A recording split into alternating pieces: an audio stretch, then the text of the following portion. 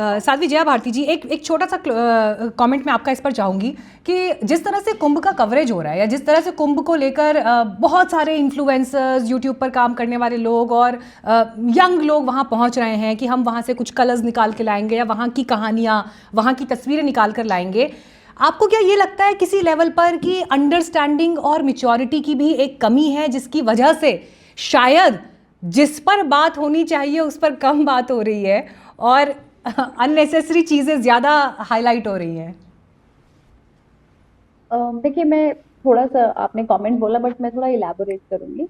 अभी मिश्रा जी ने और मेरे सहयोगी प्रियंका ने कहा कि हम नहीं जानते हैं उन्होंने संन्यास लिया या नहीं लिया।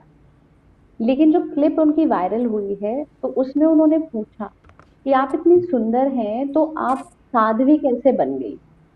तो उन्होंने उस समय ये खंडन नहीं किया कि मैं साध्वी हूं अथवा नहीं हूं। She is taking that limelight, right. अब वो मौका था उनके पास ये बताने का कि ठीक है मैं साध्वी हूँ लेकिन मैं ईश्वर के लिए सुंदर बनती हूँ या जो भी है। ऑब्वियसली अगर आप श्रृंगार करें या ना करें तो भगवान उस बेसिस पे तो आपको छोड़ेंगे नहीं कि भाई तुमने श्रृंगार कर लिया, now you are not fit for me, और you have come without shringar so you are not fit for me. That's not the case. But यहाँ पे पॉइंट ये है कि उनकी जो आकर्षण है उसको देख के लोगों ने कहा आप साध्वी कैसे बन गए। तो शी एक्सेप्टेड कि she is a sadhvi. And now you are saying कि उन्होंने कहा कि मैं नहीं हूं, मैं तो सिर्फ सीख रही हूँ। तो अगर आप पब्लिकली ये एक्सेप्ट कर रहे हैं कि आप साध्वी नहीं हैं, लेकिन फिर भी आप उस इवेंट में, मैं आपको एक छोटी सी बात बताती हूँ क्योंकि यहाँ हो पे सकता है कथाओं जो की बात सोशल मीडिया पे उन्होंने आउटरीच देखा हो उसके बाद उन्होंने ये क्लैरिफिकेशन दिया हो, नहीं, लेकिन नहीं, हाँ। उन्होंने आउटरीच की बात ही नहीं है। अगर आप साध्वी हैं तो आप उसी चैनल पे, अभी आपने बोल दिया कैमरा पे कि हाँ मैं साध्वी हूँ सुंदर हूँ, तो क्या हुआ, कोई बात नहीं।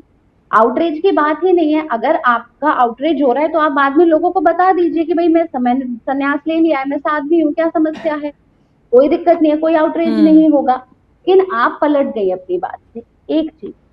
दूसरी चीज क्या है कि आप जनरली, कोई अगर भगवा पहनना चाहता है, उन्हें bhagwa is a colour. I tell you why bhagwa. Bhagwa is a colour कि जब आप ध्यान करते हैं तो आपकी बॉडी की जो एनर्जी होती है उसे आपके ऑरा से बाहर नहीं जाने देता, वो आपके उस एनर्जी को ब्लॉक करके रखता है और आप एनर्जी को जो है ऊपर ले जा सकते हैं, आप उसे एलिवेट करते हैं। ये पर्पस है भगवा का। द ऑर्चे रोब हैज अ पर्पस। क्यों ऑरेंज सेलेक्ट किया?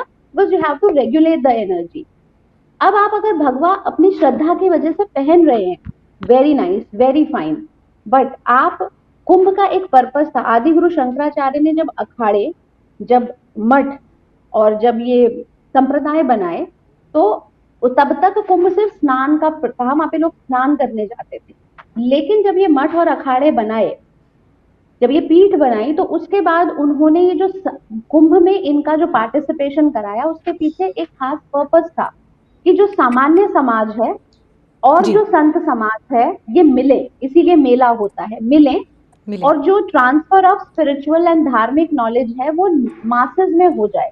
जो व्यक्ति सामान्य जीवन जी रहा है और एक है जो 12 साल से धर्म का आचरण है।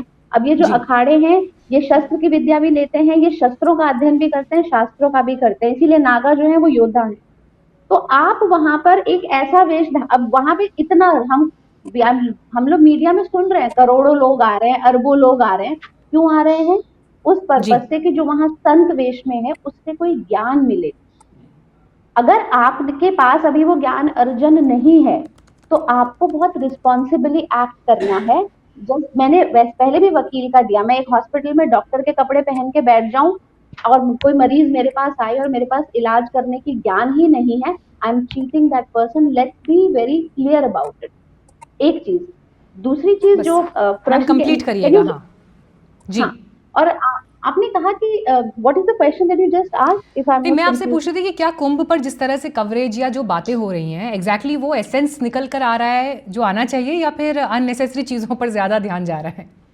देखिए, पहली चीज ये है कि एसेंस निकालने के लिए कोई भी, जो भी लोग हैं, मीडिया और न्यूज और इंफॉर्मेशन के साथ एक चीज जुड़ी है, ग्लैमर और एक्साइटमेंट और समथिंग न्यूनेस। डेप्थ नहीं है। तो बहुत सारे ऐसे रीजंस हैं कि कुंभ का जो आज प्रारूप है वो क्यों बना, मठ क्यों बने, क्या हुआ था आदि गुरु शंकराचार्य के समय पे कि उन्होंने ये व्यवस्था बनाई थी। उससे पहले इस कुंभ का क्या प्रारूप था, ये जानकारी ना मुझे किसी इन्फ्लुएंसर से आज तक मिली है और ना ही मैंने किसी चैनल पे ये देखा है। इतने अब ये इतने बहुत स्टैंडर्ड है कि नागा का ये वर्थ होता है। हाँ, लेकिन जितनी जिसकी जानकारी है, जो जिसकी कैपेबिलिटी है, बहुत लोग बहुत ईमानदार प्रयास भी कर रहे हैं। हाँ, लेकिन मैं आपसे इस बारे में सहमत हूँ कि सरफेस की जानकारी बहुत ज्यादा है, लेकिन क्योंकि ये आध्यात्मिक इवेंट है, एक जी धार्मिक इस मैग्नीट्यूड का इवेंट है कि धर्म, हिंदू संप्रदाय का, हिंदू धर्म का सबसे बड़ा इवेंट है और इसकी जी बहुत डीप आध्यात्मिक पर्पस है, उस पर बात ना के बराबर। प्रियंका, देखिए, क्योंकि जितना जिक्र हर्षा की वजह से अलग अलग चीज़ों का, या कुंभ में लोग किस इंटेंट के साथ पहुंच रहे हैं या जिस इंटेंट में जा रहे हैं उसमें कितने ऑनेस्ट हैं, और इन्फ्लुएंसर्स को लेकर जो सारे सवाल यहाँ पर खड़े हुए हैं, हम देख रहे हैं कि बहुत बड़ी संख्या में लोग माइक लेकर, वीडियो बनाने के डिवाइसेस लेकर वहाँ पहुँच रहे हैं।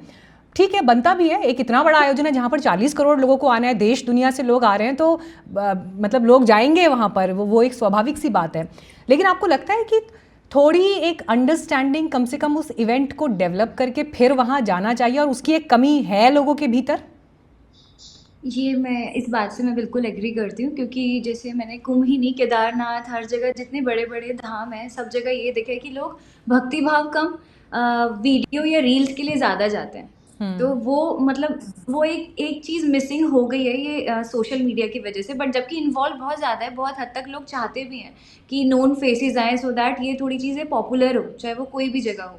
मगर एक जो मेन चीज़ है, आप वहाँ पे अगर हम केदारनाथ जा रहे हैं तो शिव जी के दर्शन के लिए जा रहे हैं, बट लोग पूरा अपना रील ये सब बनाते हुए जाते हैं। अब यहाँ पर लोग कवरेज के लिए ज़्यादा जाते हैं, उस जगह पे मग्न होने के लिए कम जाते हैं। तो इस चीज़ से तो मैं भी एग्री, मगर मैं सिर्फ इतना कहती हूँ कि फ्रीडम होनी चाहिए इंसान के पास। अगर वो ये रास्ता चुन रही है, अगर उससे वो कुछ किसी को गलत गाइड नहीं कर रही है, अगर वो अपने लिए उन्होंने ये रास्ता चुना है अपनी ज़िंदगी को सुधारने के लिए, मे बी उनसे कुछ लोग इन्फ्लुएंस हो अच्छे रास्ते पर चलने के, तो कुछ गलत नहीं है।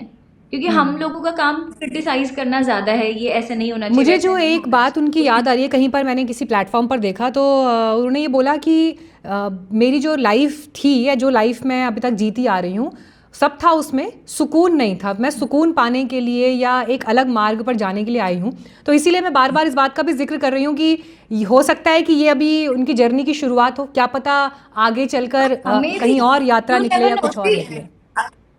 आपको अगर याद होगा, कुछ दिन पहले एक इंसिडेंट आया था, एक आरजे थी सिमरन सिंह, उनकी प्रोफाइल आपने देखी होगी, उनके 7-8 लाख फॉलोअर्स थे, वो कितनी हैप्पी और हैपनिंग लगती थी, बट शी कमिटेड सुसाइड। हमें नहीं पता किसी के अंदर क्या चल रहा है, तो इतनी फ्रीडम हमें देनी चाहिए। अगर वो वो गलत रास्ते पर नहीं है, वो साध्वी वाले रास्ते पर में भी हो सकता है, उनको ये इतना अट्रैक्ट। ठीक है।